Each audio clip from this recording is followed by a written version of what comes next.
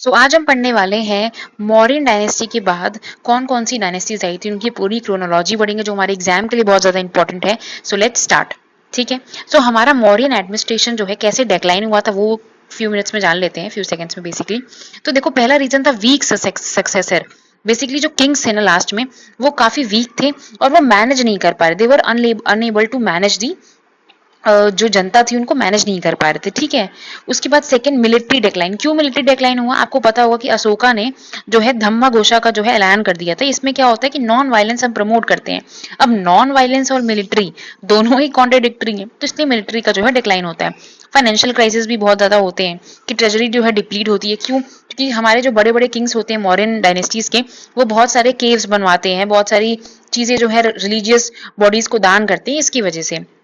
फिर आता है हमारा कि जो है इंटरनल कॉन्फ्लिक्ट भी होने लगा कि भाई दिखा, ये देखो पुष्यमित्र शुंगा ने उनके किसके, बृहदता जो लास्ट रूलर थे, इसके कमांडर इन चीफ थे, और इन्होंने इनके ऊपर अटैक कर दिया और इसकी वो कर ली, डायनेस्टी स्टैब्लिश कर ली।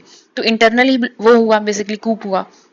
फिर उसके बाद लोकल ऑफिशियल्स ही बहुत ज्यादा करप्शन करने लगे, तो ये भी एक बड़ा कारण था। आते आते हैं, चलिए चलते हैं।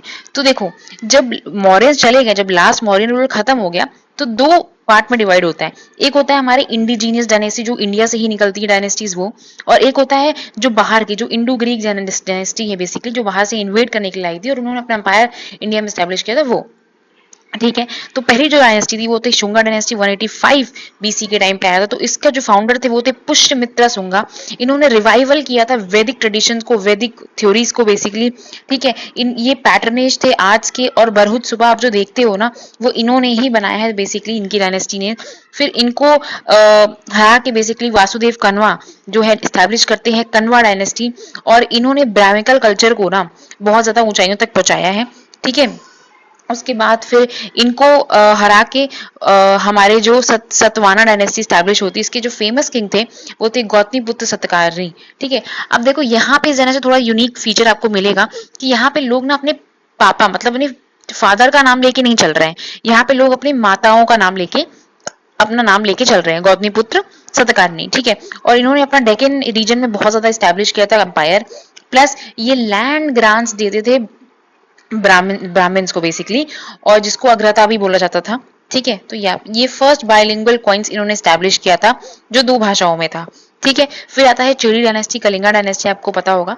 कलिंगा मतलब उड़ीसा वाला साइड। ठीक है। यहाँ के जो फेमस किंग थे वो थे खरावेला। इन्होंने पैटर्नाइज किया था बहुत ज्यादा जैनिज्म को। ठीक है। और जो हाथी गुम्फा इंस्क्रिप्शन देखते हो, इन्होंने ही बेसिकली उसको बनवाया था, तो ये बहुत ज्यादा इंपॉर्टेंट है। ठीक है। अब आगे चलते हैं, हमारे जो फॉरेन डायनेस्टीज आई थी, इन्वेडर्स। तो पहले देखो, इंडो ग्रीक्स, इनके बाद ही देखो जो ये वाली जो डायनेस्टी थी ना इंडियन, इसके बाद ही इन्वेडर्स आई थी। तो इंडो ग्रीक बैक्टीरियन वाली आई थी। ठीक है। तो इसमें जो फेमस किंग थे वो थे मियांडर, जो बाद में एक मॉन्ग से मिले, जो थे बुद्धिस्ट मॉन्ग, जो थे नागसेना। और इन दोनों की बातचीत का एक बुक है विच इज मिलिंद पाना। ठीक है। नागसेना, ये याद रखना, यूपीएससी का क्वेश्चन भी है, प्रीवियस ईयर क्वेश्चन। और ये फर्स्ट थे, मतलब ये इंडो ग्रीक्स पहले थे जिन्होंने इशू किया था gold coins with the portraits, है ना, फोटो, इस टाइप की किंग्स की फोटोज या जिसकी भी फोटोज। फिर आते हैं साकाज। साकाज के जो मेजर किंग थे वो थे रुद्रलमन, जिन्होंने रिपेयर किया था सुदर्शन लेक, जो मौर्यन एम्पायर के टाइम पे बना था।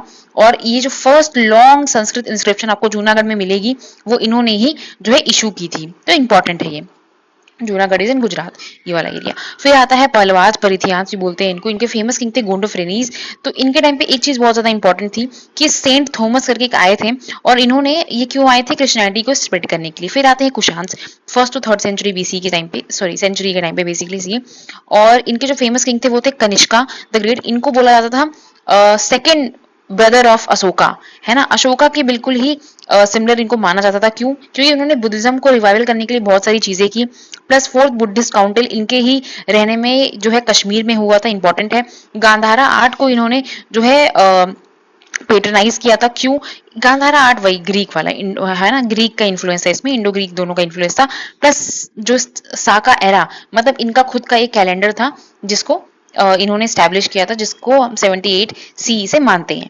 ठीक है। सो यहाँ पे देखो, ये वाला टॉपिक जो है एंड होता है। फिर अगले हम जो वीडियो होगा उसमें हम गुप्ता एम्पायर करेंगे। So if you really like the video, please like, share और सब्सक्राइब यार।